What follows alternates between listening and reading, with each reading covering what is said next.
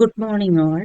Today we are going to learn 9th Standard History, Chapter 2, കിഴക്കും പടിഞ്ഞാറും വിനിമയങ്ങളുടെ കാലഘട്ടം എന്ന് പറയുന്ന ചാപ്റ്ററിന്റെ ബാലൻസ് ഭാഗമാണ് നമ്മൾ ഇന്ന് എടുക്കാൻ പോകുന്നത്. അപ്പോൾ നമ്മൾ കഴിഞ്ഞ ക്ലാസ്സിൽ പഠിച്ചിട്ടുണ്ടായിരുന്നു എന്താണ് അതായത് എവിടേക്കാണ് കിഴക്കൻ നഗരങ്ങളിൽ എവിടേക്കാണ് വാണിജ്യം നടത്തിയത്, കിഴക്കൻ നഗരങ്ങൾ എവിടേക്കാണ് വാണിജ്യങ്ങൾ നിലനിന്നിരുന്നത്, കിഴക്കൻ നഗരങ്ങളിൽ എവിടേക്കാണ് വ്യാപാര കേന്ദ്രങ്ങൾ ഉണ്ടായിരുന്നത്, അതിന്റെ തലസ്ഥാനം ഏതൊക്കെയാണ്, അതൊക്കെയാണ് നമ്മൾ കഴിഞ്ഞ ക്ലാസ്സിൽ പഠിച്ചത്. അപ്പോൾ കിഴക്കൻ നഗരങ്ങൾ ഏതൊക്കെയാണ് നമ്മൾ പഠിച്ചത്? ബസറ, ഏദൻ, മക്ക, മസ്കറ്റ്, ദമാസ്കസ്, അതുപോലെ തന്നെ സൂറത്തൊക്കെയാണ് കിഴക്കൻ വാണിജ്യ നഗരങ്ങൾ എന്നാണ് കഴിഞ്ഞ ക്ലാസ്സിൽ നമ്മൾ പഠിക്കുകയുണ്ടായത്. ഓക്കെ, അപ്പോൾ ഇന്ന് നമ്മൾ പഠിക്കുന്നത് എന്താണ് ഗിൽഡുകൾ എന്നാണ്. എന്താണ് ഗിൽഡുകൾ? അപ്പോൾ അതായത് മധ്യകാലഘട്ടത്തിലെ സാമൂഹിക സാമ്പത്തിക ഘടനയുടെ സവിശേഷതയായിരുന്നു ഏതെന്ന് പറയുന്നത്? ഗിൽഡുകൾ എന്ന് പറയുന്നത്. അതായത് സാമൂഹ്യ സാമ്പത്തിക ഘടനയുടെ സവിശേഷത അറിയപ്പെടുന്ന പേരാണ് ഗിൽഡുകൾ. ചിലപ്പോൾ ഇങ്ങനെ ക്വസ്റ്റ്യൻ ചോദിക്കാം, മധ്യകാലഘട്ടത്തിലെ സാമൂഹിക സാമ്പത്തിക ഘടനയുടെ സവിശേഷത അറിയപ്പെട്ടിരുന്ന പേര് എന്താണ് എന്ന് ചോദിച്ചാൽ ഏതാണ്? ഗിൽഡുകൾ ആണ്. ഓക്കെ, അതുപോലെ തന്നെ വിവിധ തൊഴിൽ മേഖലകളിലെ വിദഗ്ധരുടെ സംഘങ്ങളായിരുന്നു ഗിൽഡുകൾ എന്ന് അറിയപ്പെട്ടിരുന്നത്. അപ്പൊ എന്താണ്? വിവിധ തൊഴിൽ മേഖലകളിലെ വിദഗ്ധരുടെ സംഘങ്ങളുടെ പേരിനെ ആണ് എന്തെന്നറിയപ്പെടുന്നത്? ഗിൽഡുകൾ എന്ന് അറിയപ്പെട്ടിരുന്നത്. ഈ ഗിൽഡുകളെ രണ്ടായിട്ട് ഡിവൈഡ് ചെയ്തിട്ടുണ്ട്. ഒന്നാമത്തത് വ്യാപാര ഗിൽഡുകൾ അല്ലെങ്കിൽ മെർച്ചന്റ് ഗിൽഡ്സ് എന്നും, കരകൗശല ഗിൽഡുകൾ അല്ലെങ്കിൽ ക്രാഫ്റ്റ് ഗിൽഡ്സ് എന്നും രണ്ടു തരമായിട്ട് ഗിൽഡുകളെ തരം തിരിച്ചിരുന്നു. ഓക്കെ, അപ്പോ അടുത്ത് നമുക്ക് നോക്കാം എന്താണ്. അതായത് മധ്യകാല യൂറോപ്പിലെ നഗരങ്ങളിൽ ഉണ്ടായ വ്യാപാരത്തിന്റെ വളർച്ച, പ്രത്യേക തൊഴിൽ മേഖലയുടെ രൂപീകരണം, പട്ടണങ്ങളിലെ ഉയർന്ന നികുതി, ഇതെല്ലാം ചൂഷണത്തിനുമെതിരെ നിലകൊള്ളേണ്ടതിന്റെ ആവശ്യകത, സംഘടനാ ബോധം തുടങ്ങിയവയെല്ലാം ഗിൽഡുകളുടെ രൂപീകരണത്തിലേക്ക് നയിച്ച ഘടകങ്ങളാണ്. അപ്പൊ ഗിൽഡുകളുടെ രൂപീകരണത്തിലേക്ക് നയിച്ച ഘടകങ്ങൾ ഏതൊക്കെയാണ്? അതായത് വ്യാപാരത്തിന്റെ വളർച്ച, അതുപോലെ പ്രത്യേക തൊഴിൽ മേഖലകളുടെ രൂപീകരണം, പട്ടണത്തിലെ ഉയർന്ന നികുതി, ഇതൊക്കെയാണ്. പിന്നെ ചൂഷണം, ഇതൊക്കെയാണ് ഗിൽഡുകളുടെ രൂപീകരണത്തിലേക്ക് നയിച്ച ഘടകങ്ങൾ എന്ന് പറയുന്നത്.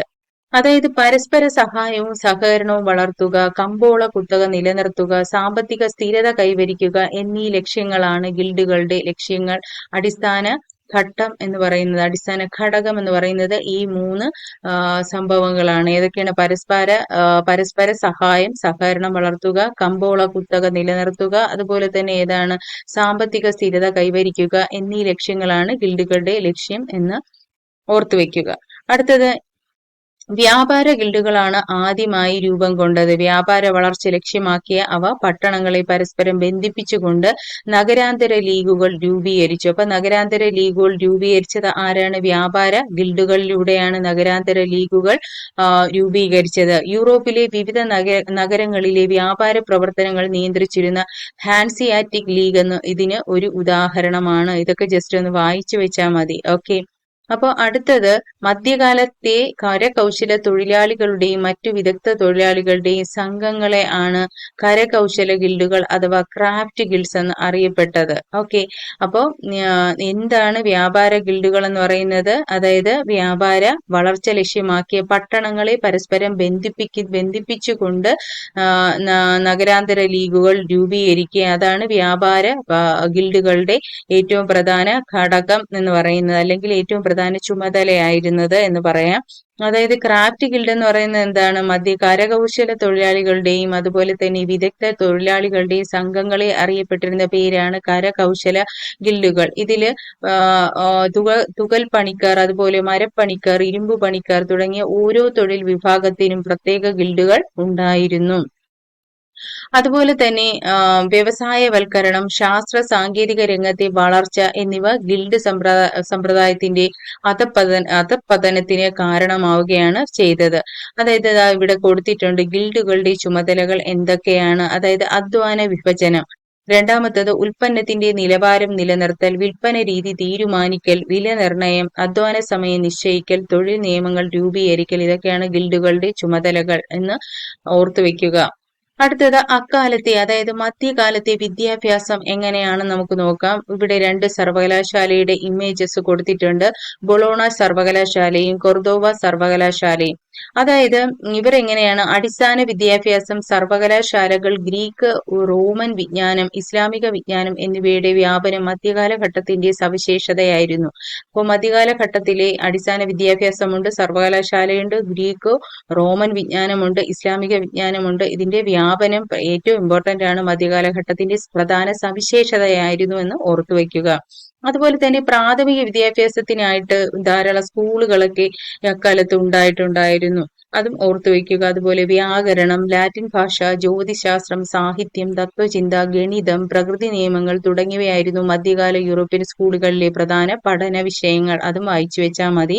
അതുപോലെ തന്നെ സ്ത്രീകളിൽ ഇവർക്ക് എന്ത് ചെയ്തു, വിദ്യാഭ്യാസത്തിന് അവസരം ലഭിച്ചിരുന്നത് കന്യാസ്ത്രീകൾക്കും അപൂർവം ചില പ്രഭുക്കന്മാരുടെയും ഭരണാധികാരികളുടെയും മക്കൾക്കും മാത്രമായിരുന്നു. അതും പ്രത്യേകം ഓർത്തു വയ്ക്കുക. അപ്പൊ പണ്ടേ സ്ത്രീ വിവേചനം ഉണ്ടായിരുന്നു എന്ന് ഓർത്തു വയ്ക്കുക. അതുപോലെ തന്നെ എന്താണ് കരോലിഞ്ചിയൻ നവോത്ഥാനം എന്ന് നമുക്ക് നോക്കാം. ഇന്നലെ നമ്മൾ കരോലിഞ്ചിയന്റെ ഒരു രാജാവിനെ കുറിച്ച് പഠിക്കുകയുണ്ടായി. അത് ആ ചാപ്റ്റർ വായിക്കുമ്പോൾ നിങ്ങൾക്ക് അറിയാൻ പറ്റും. ഓക്കെ, അതായത് 8-9 നൂറ്റാണ്ടുകളിൽ യൂറോപ്പിൽ വളർന്നു വന്ന സാംസ്കാരികവും ഭൗതികവുമായ ഉണർവിനെയാണ് പൊതുവെ ചരിത്രകാരന്മാർ കരോലിഞ്ചിയൻ നവോത്ഥാനം എന്ന് അറിയപ്പെട്ടത്. ഓക്കെ, അപ്പൊ എന്താണ് ചിലപ്പോൾ ഇങ്ങനെ ക്വസ്റ്റ്യൻ ചോദിക്കാം. അതായത് 8-9 നൂറ്റാണ്ടുകളിൽ യൂറോപ്പിൽ വളർന്നു വന്ന സാംസ്കാരികവും ഭൗതികവുമായ ഉണർവിനെ പൊതുവായ ചരിത്രകാരന്മാർ അറിയപ്പെട്ട പേര് എന്താണെന്ന് ചോദിച്ചാൽ എന്താണ്, കരോലിഞ്ചിയൻ നവോത്ഥാനം എന്ന് ഓർത്തു വെക്കുക. അതായത് ഇന്നലെ നമ്മൾ പഠിച്ചു, ശാലമിൻ ചക്രവർത്തിയുടെയും അദ്ദേഹത്തിന്റെ പിൻഗാമിയായ ലൂയിയുടെയും കാലഘട്ടത്തിലാണ് ഈ നവോത്ഥാനം പ്രധാനമായി നടന്നത്. അപ്പോൾ കരോലിഞ്ചിയൻ നവോത്ഥാനം നടന്നത് ആരുടെ നേതൃത്വത്തിലാണ്? ശാലമിൻ ചക്രവർത്തിയുടെയാണ്, ഓർത്തു വെക്കുക. അതുപോലെ തന്നെ വിദ്യാഭ്യാസം നേടിയ ഒരു വിഭാഗം ജനങ്ങൾ സമൂഹത്തിൽ ആവശ്യമാണെന്ന് മനസ്സിലാക്കിയ ശാലമിൻ ചക്രവർത്തി തന്റെ സാമ്രാജ്യത്തിലെ സന്യാസി മഠങ്ങളും കത്തീഡ്രലുകളും സൗജന്യ പ്രാഥമിക വിദ്യാഭ്യാസം നൽകണമെന്ന കൽപ്പന പുറപ്പെടുവിച്ചു. അപ്പോൾ ശാലമിൻ ചക്രവർത്തിയാണ് കരോലിഞ്ചിയൻ നവോത്ഥാനത്തിന് രൂപീകരണത്തിന് സഹായിച്ച വ്യക്തി അല്ലെങ്കിൽ നേതൃത്വം വഹിച്ച വ്യക്തി എന്ന് ഓർത്തു വെക്കുക. അതാണ് ദാറ്റ് ഈസ് കോൾഡ് കരോലിഞ്ചിയൻ നവോത്ഥാനം എന്ന് ഓർത്തു വെക്കുക. ഓക്കെ, അതുപോലെ തന്നെ അക്കാലത്ത് വിദ്യാഭ്യാസം പ്രാഥമിക തലത്തിൽ മാത്രമായി ചുരുങ്ങിയിരുന്നില്ല, സർവകലാശാല വിദ്യാഭ്യാസം ഉണ്ടായിരുന്നു. അതുപോലെ തത്വചിന്ത, നിയമം, സാഹിത്യം, വൈദ്യശാസ്ത്രം, വിവിധ ഭാഷകൾ, ജാമിതി തുടങ്ങിയവയായിരുന്നു സർവകലാശാലയിലെ പ്രധാന പഠന വിഷയങ്ങൾ എന്ന് പറയാം. അതുപോലെ 11-12 നൂറ്റാണ്ടുകളിൽ യൂറോപ്പിൽ നിരവധി സർവകലാശാലകളൊക്കെ സ്ഥാപിക്കപ്പെട്ടു. അതിൽ പ്രധാനപ്പെട്ട സർവകലാശാലയാണ് ബൊളോണ എന്ന് പറയുന്നത്. ഇത് ഇറ്റലിയിലാണ്. കോൺസ്റ്റാന്റിനോപ്പിൾ എന്ന് പറയുന്നത് തുർക്കിയിലാണ്. അടുത്തത് പാരീസ് ഫ്രാൻസ് ആണ്. ഓക്സ്ഫോർഡ്, കേംബ്രിഡ്ജ് എവിടെയാണ്? ഇംഗ്ലണ്ട് ആണ്. അപ്പോൾ ഏതൊക്കെ സർവകലാശാലകളാണ്? ബൊളോണ ഇറ്റലി, കോൺസ്റ്റാന്റിനോപ്പിൾ തുർക്കി, പാരീസ് ഫ്രാൻസ്, ഓക്സ്ഫോർഡും കേംബ്രിഡ്ജും എവിടെയാണ്? ഇംഗ്ലണ്ടിലാണ്. ഇതൊക്കെയാണ് കാലഘട്ടത്തിലെ പ്രശസ്തമായ സർവകലാശാലകൾ എന്ന് ഓർത്തുവെക്കുക. ഇതിൽ ഏറ്റവും പ്രധാനപ്പെട്ട സർവകലാശാലകളിൽ ഒന്നായിരുന്നു അറബികൾ സ്പെയിനിൽ സ്ഥാപിച്ച കൊർദോവ സർവകലാശാല. ഇതാണ് അറബികൾ സ്പെയിനിൽ സ്ഥാപിച്ച കൊർദോവ സർവകലാശാലയാണ് അക്കാലഘട്ടത്തിൽ ഏറ്റവും പ്രധാനപ്പെട്ട സർവകലാശാലകളിൽ ഏറ്റവും പ്രധാനപ്പെട്ടത് ഏതാണ്? കൊർദോവ സർവകലാശാല. അതായത് ഇവിടെ എങ്ങനെയായിരുന്നു, ആയിരക്കണക്കിന് കൈയെഴുത്തു പ്രതികൾ സൂക്ഷിച്ചിരുന്ന വിശാലമായ ലൈബ്രറി ഇതിന്റെ സവിശേഷതകളിൽ ഒന്നായിരുന്നു. ഇവിടെ ഗ്രീക്ക്, സിറിയക്, പേർഷ്യൻ, സംസ്കൃതം എന്നീ ഭാഷകൾ പഠിക്കാനുള്ള സൗകര്യങ്ങൾ ഉണ്ടായിരുന്നു. അതുപോലെ തന്നെ സർവകലാശാല ലൈബ്രറിയിൽ ഭാഷകളിലുള്ള ഗ്രന്ഥങ്ങളുടെ അറബി തർജിമയും ലഭ്യമായിരുന്നു. അപ്പോൾ ലൈബ്രറിയിൽ തർജിമ ചെയ്ത ബുക്കുകൾ, അതായത് അറബ് ഭാഷയിലുള്ള ബുക്ക് വായിക്കണം എന്നുള്ളവർക്ക് ആ ഭാഷയിലുള്ള ബുക്കുകൾ ലഭ്യമായിരുന്നു എന്നാണ് ഇവിടെ അർത്ഥമാക്കുന്നത്. അതുപോലെ തന്നെ യൂറോപ്പിൽ മാത്രമല്ല വിദ്യാഭ്യാസ മേഖല പുരോഗതി കൈവരിച്ചത്. അബ്ബാസിയ എന്ന് പറയുന്ന ഖലീഫമാരുടെ കാലത്താണ് മധ്യേഷ്യയിൽ വിദ്യാഭ്യാസം വ്യാപകമാകുന്നത്. 10-ാം നൂറ്റാണ്ടോടെ ആരംഭിച്ച പ്രാഥമിക വിദ്യാലയങ്ങളിൽ മക്തബ് 6 മുതൽ 14 വയസ്സ് വരെയുള്ള കുട്ടികളുടെ വിദ്യാഭ്യാസത്തെ അറിയപ്പെട്ടിരുന്ന പേരാണ് ഏത്? മക്തബ് എന്ന്. അത് ഓർത്തു വെക്കുക. എന്താണ്? 10-ാം നൂറ്റാണ്ടോടെ ആരംഭിച്ചു. എവിടെ? പ്രാഥമിക വിദ്യാലയങ്ങളിൽ ആരംഭിച്ചു എന്നാണ്. 6 മുതൽ 14 വയസ്സ് വരെയുള്ള കുട്ടികൾക്ക് നൽകുന്ന വിദ്യാഭ്യാസത്തെ അറബ് ലോകത്ത് അറിയപ്പെട്ടിരുന്ന പേരെന്താണ്? മക്തബ് എന്നാണ്. അതുപോലെ തന്നെ അറബ് ലോകത്ത് സ്ത്രീകൾക്ക് വിദ്യാഭ്യാസ സൗകര്യം ഉണ്ടായിരുന്നു. സ്ത്രീകളുടെ പഠനത്തിലൂടെ ഇജാസ് എന്ന ഡിഗ്രി നേടി അധ്യാപികരാകാൻ അവസരം ഉണ്ടായിരുന്നു. അപ്പൊ സ്ത്രീകൾ നേടിയ വിദ്യാഭ്യാസത്തിന് പറയുന്ന പേരാണ് ഇജാസ് എന്ന് പറയുന്നത്. അത് ഓർത്തു വെക്കുക. അപ്പോൾ ഇത് ഇമ്പോർട്ടന്റ് ആണ്. ഇത് രണ്ടും ഓർത്തു വയ്ക്കുക. അതായത് അക്കാലത്ത് അബ്ബാസിയ ഖലീഫമാരുടെ കാലത്ത് മധ്യേഷ്യയിൽ നടന്ന വിദ്യാഭ്യാസമാണ്. അതായത് അവിടെ 6 മുതൽ 12 വയസ്സ് വരെയുള്ള കുട്ടികൾക്ക് നൽകിയിരുന്ന വിദ്യാഭ്യാസത്തെ അറിയപ്പെട്ടിരുന്ന പേരെന്താണ്? മക്തബ് എന്നാണ്. അതുപോലെ സ്ത്രീകൾക്ക് ലഭിച്ച വിദ്യാഭ്യാസത്തിന്റെ പേരാണ് എന്ത്? ഇജാസ് എന്ന് ഓർത്തു വയ്ക്കുക. ഓക്കെ. അതുപോലെ തന്നെ മധ്യേഷ്യയിലെ ബാഗ്ദാദ്, ദമാസ്കസ് എന്നിവിടങ്ങളിലെ സർവകലാശാലകളും ഈജിപ്തിലെ അൽ അസ്ഹർ സർവകലാശാലയും മധ്യകാലഘട്ടത്തിലെ ശ്രദ്ധേയമായ വിദ്യാഭ്യാസ കേന്ദ്രങ്ങളാണ്. ഇവിടെ ഒരു പിക്ചർ കൊടുത്തിട്ടുണ്ട്. ഏതാണ്? അൽ അസ്ഹർ എന്ന് പറയുന്ന സർവകലാശാലയുടെ പിക്ചറാണ് ഇവിടെ കൊടുത്തിട്ടുള്ളത്. അപ്പോൾ ഏതൊക്കെയാണ്? അതുകൂടാതെ തന്നെ ബാഗ്ദാദ്, ദമാസ്കസ് എന്നിവിടങ്ങളിലെ സർവകലാശാലകളും ഈജിപ്തിലെ അൽ അസ്ഹർ എന്ന് പറയുന്ന സർവകലാശാലയും പ്രശസ്തമായിരുന്നു എന്ന് ഓർത്തു വയ്ക്കുക. അതുപോലെ തന്നെ അപ്പോൾ നമുക്ക് മനസ്സിലാക്കാം മധ്യകാലഘട്ടത്തിൽ കിഴക്കനേഷ്യൻ പ്രദേശങ്ങളും വിദ്യാഭ്യാസ പുരോഗതിക്ക് വളരെയധികം ഗണ്യമായ സ്ഥാനമാണ് വഹിച്ചതെന്ന് നമുക്ക് മനസ്സിലാക്കാം. അതുപോലെ തന്നെ പ്രാചീന കാലം മുതൽ തന്നെ ചൈനയുടെ വിവിധ പ്രദേശങ്ങളിൽ എന്ത് ചെയ്തു? സ്കൂളുകളൊക്കെ സ്ഥാപിച്ചിരുന്നു. വ്യക്തിത്വ വികാസത്തോടൊപ്പം കുടുംബത്തിനും രാജ്യത്തിനും ഗുണപരമായ സംഭാവനകൾ നൽകാൻ കഴിയുന്നതാണ് വിദ്യാഭ്യാസം എന്നതായിരുന്നു ഇവരുടെ ഇതിനു പിന്നിൽ. ചൈനയിലെ വിദ്യാലയങ്ങളിൽ 6 വയസ്സ് മുതലാണ് പഠനം. അപ്പൊ ചൈനയിലൊക്കെ എങ്ങനെയായിരുന്നു? അവർക്കറിയായിരുന്നു ഒരു കുട്ടിയുടെ വളർച്ചയ്ക്ക് വിദ്യാഭ്യാസം ആവശ്യമാണ്, കുടുംബം ആവശ്യമാണ്. അതുകൊണ്ടാണ് അവർ വിദ്യാഭ്യാസത്തിന് കൂടുതൽ പ്രാധാന്യം നൽകുകയും വിദ്യാലയങ്ങൾ കെട്ടിപ്പൊക്കുകയൊക്കെ ചെയ്തത്. ഈ വിദ്യാലയങ്ങൾ ഭൂരിഭാഗവും ഏക അധ്യാപക വിദ്യാലയങ്ങളായിരുന്നു. അതായത് ഒരു അധ്യാപകൻ മാത്രമായിരുന്നു ഈ വിദ്യാലയത്തിൽ ക്ലാസ് എടുക്കാൻ ഉണ്ടായിരുന്നത്. ബുദ്ധമത വിഹാരങ്ങളോട് ചേർന്നുള്ള പഠന കേന്ദ്രങ്ങളിൽ ബുദ്ധമത ദർശനം നിർബന്ധ വിഷയമായിരുന്നു. അപ്പോൾ ബുദ്ധമത വിഹാരങ്ങളോട് ചേർന്നായിരിക്കും ഈ സ്കൂളുകൾ ഉണ്ടായിട്ടുള്ളത്. അപ്പോൾ ഈ പഠന കേന്ദ്രങ്ങളിൽ എന്ത് ചെയ്യും? ബുദ്ധമത ദർശനം വളരെയധികം കർശനമാക്കിയിരുന്നു എന്ന് ഓർത്തു വെക്കുക. അടുത്തത് എന്താണ് പുസ്തക നിർമ്മാണം എന്ന് നോക്കാം. അതായത് കൊർദോവയിലെയും ബാഗ്ദാദിലെയും കെയ്റോയിലെയും വായനശാലകളിൽ ആയിരക്കണക്കിന് ആളുകൾ കയ്യെഴുത്തു പ്രതികൾ തയ്യാറാക്കുന്ന ജോലിയിൽ ഏർപ്പെട്ടിരുന്നു. അതുപോലെ തന്നെ തുണിയിൽ നിന്ന് നിർമ്മിക്കുന്ന പേപ്പറാണ് ഇതിന് ഉപയോഗിച്ചിരുന്നത്. മരത്തിൽ നിർമ്മിച്ച അച്ചുകളും അവർ ഉപയോഗിച്ചിരുന്നു. ലോകത്തെ ആദ്യത്തെ പേപ്പർ മിൽ സ്ഥാപിക്കപ്പെട്ടത് എവിടെയാണ്? ബാഗ്ദാദിലാണ്. ചിലപ്പോൾ ഇങ്ങനെ ഒരു ക്വസ്റ്റ്യൻ ചോദിക്കാം. ലോകത്തിലെ ആദ്യത്തെ പേപ്പർ മിൽ എവിടെയാണ് സ്ഥാപിച്ചത് എന്ന് ചോദിച്ചാൽ എവിടെയാണ്? ബാഗ്ദാദിലാണ് സ്ഥാപിക്കപ്പെട്ടത്. രണ്ടാമത്തേത് എവിടെയാണ് സ്ഥാപിക്കപ്പെട്ടത്? കോർദോവയിലാണ്. എവിടെയാണ്? കോർദോവയിലാണ്. അപ്പോൾ കോർദോവയിലും ബാഗ്ദാദിലുമാണ് ആദ്യ പേപ്പർ മില്ലും രണ്ടാമത്തെ പേപ്പർ മില്ല് സ്ഥാപിക്കപ്പെട്ടത് എന്ന് ഓർത്തുവയ്ക്കുക. ഏകാധ്യാപക വിദ്യാഭ്യാസമായിരുന്നു എവിടെയുള്ളത്? ചൈനയിൽ നിലനിന്നിരുന്നത് എന്ന് ഓർത്തുവയ്ക്കുക. അതുപോലെ തന്നെ അന്ന് വിദ്യാർത്ഥികൾ എന്ത് ചെയ്തു? ഗുരുശിഷ്യ ബന്ധമാണ്, അതായത് ഗുരുകുല സമ്പ്രദായമായിരുന്നു മധ്യകാല ഇന്ത്യയിൽ നിലനിന്നിരുന്നെന്ന് ഓർത്തുവെക്കുക. വ്യാകരണം, ഭാഷ, സാഹിത്യം, തത്വചിന്ത, ജ്യോതിശാസ്ത്രം തുടങ്ങിയ വിഷയങ്ങളാണ് ഇവിടെ പ്രധാനമായും പഠിപ്പിച്ചിരുന്നത്.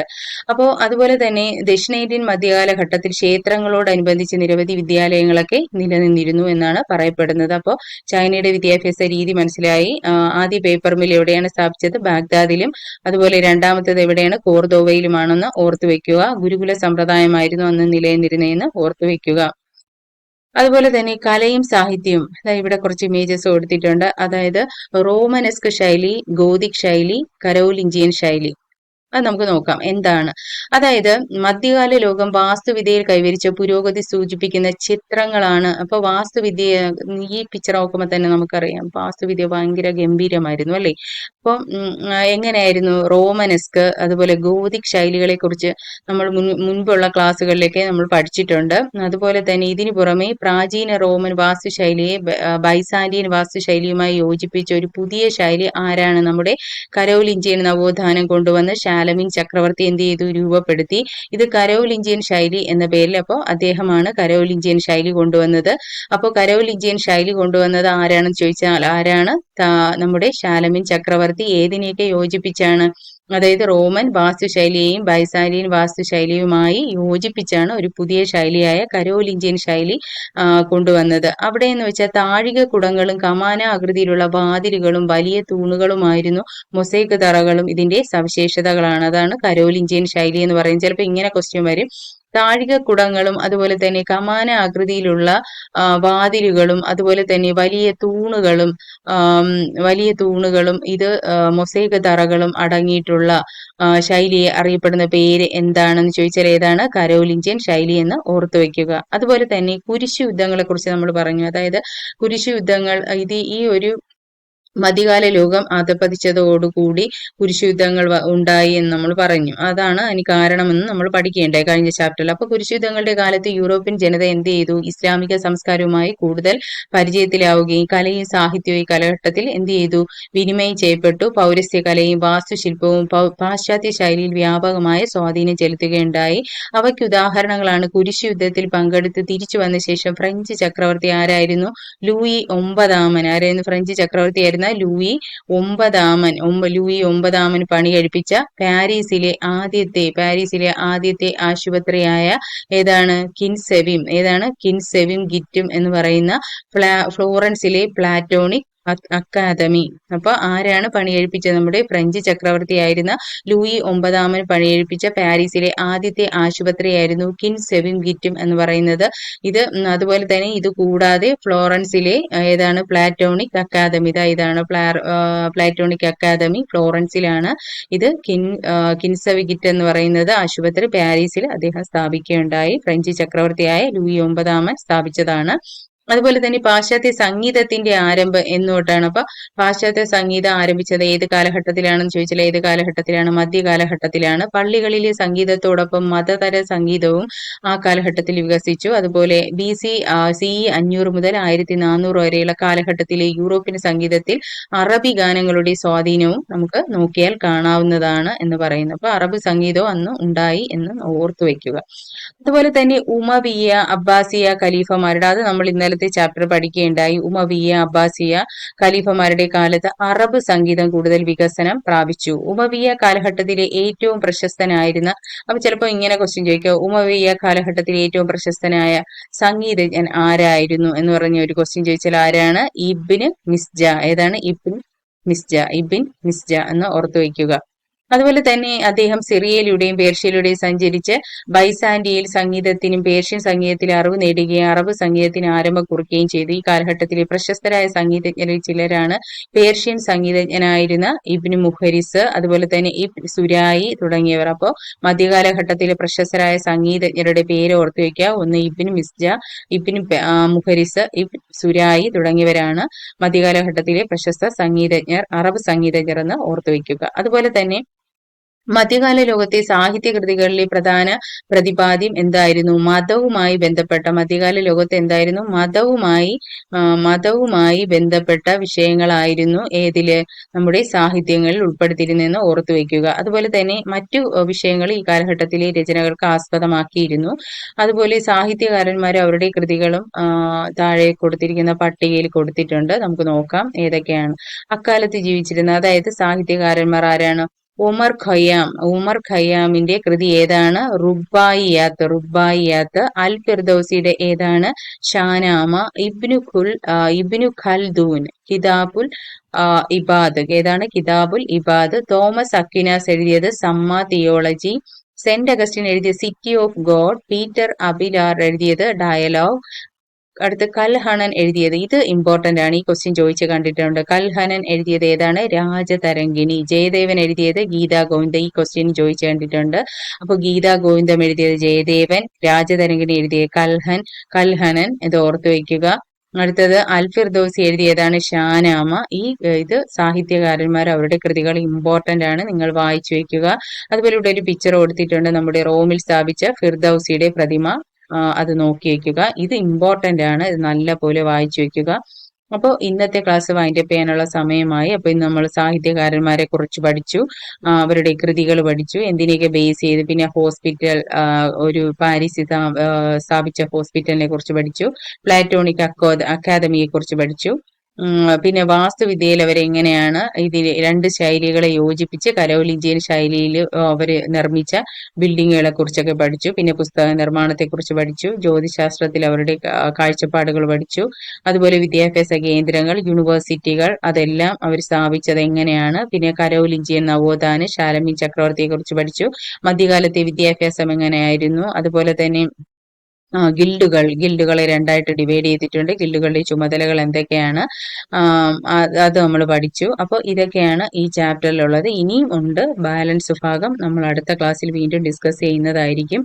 Okay, don't forget to watch my channel. So if you like my channel, please like, share, subscribe. Okay, thank you. See you again.